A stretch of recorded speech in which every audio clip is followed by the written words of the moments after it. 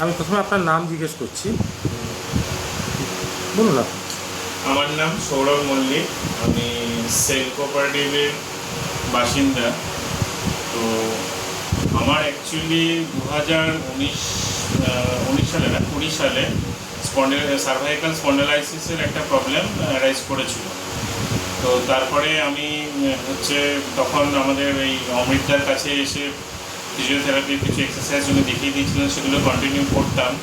তারপরে বলতে নেই বছর 5 ভালোই ছিলাম, কিন্তু গত জুলাই মাসের 10 তারিখ রাতের বেলায় আমি যখন আমার মেয়েকে পড়াচ্ছিলাম, হঠাৎ করে মনে হলো আমি আমার বডির টোটাল কন্ট্রোলটা হারিয়ে ফেললাম, এবং মনে হলো আমার যেন সমস্ত একটা টোটাল বডির কনসেন্ট্রেশনটা আমার বুকের মধ্যে এসে একটা চাপ তৈরি করছে।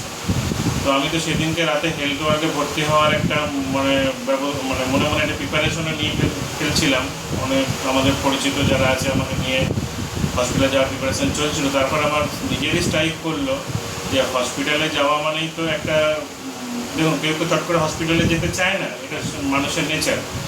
তো আমি তখন আমার মনে করলো এই ব্যাপারটা যেটা হলো এটা তো আমার আগেও হয়েছিল, আগে তখন এতটা হয়নি, কিন্তু জানি না কী কারণে হয়েছিল। তো তারপরে আমি এই গত 2 সপ্তাহ ধরে অমৃতদের কাছে এসে ব্যাপারটা বলার পরে জাস্ট ফার্স্ট সিটিংয়েই আমার প্রবলেমটা 95% চলে গেছিলো। আজকে আমার 3rd সিটিং, এবং আমি অনেক রিলিফ ফিল করছি। এবং অমৃতাকে অনেক অনেক ধন্যবাদ আমাকে সঠিক গাইডেন্স দিয়ে আমাকে আবার নর্মাল লাইফে ফেরত নিয়ে আসার জন্য। ধন্যবাদ। তো আপনারা কেস হিস্ট্রিটা শুনলেন।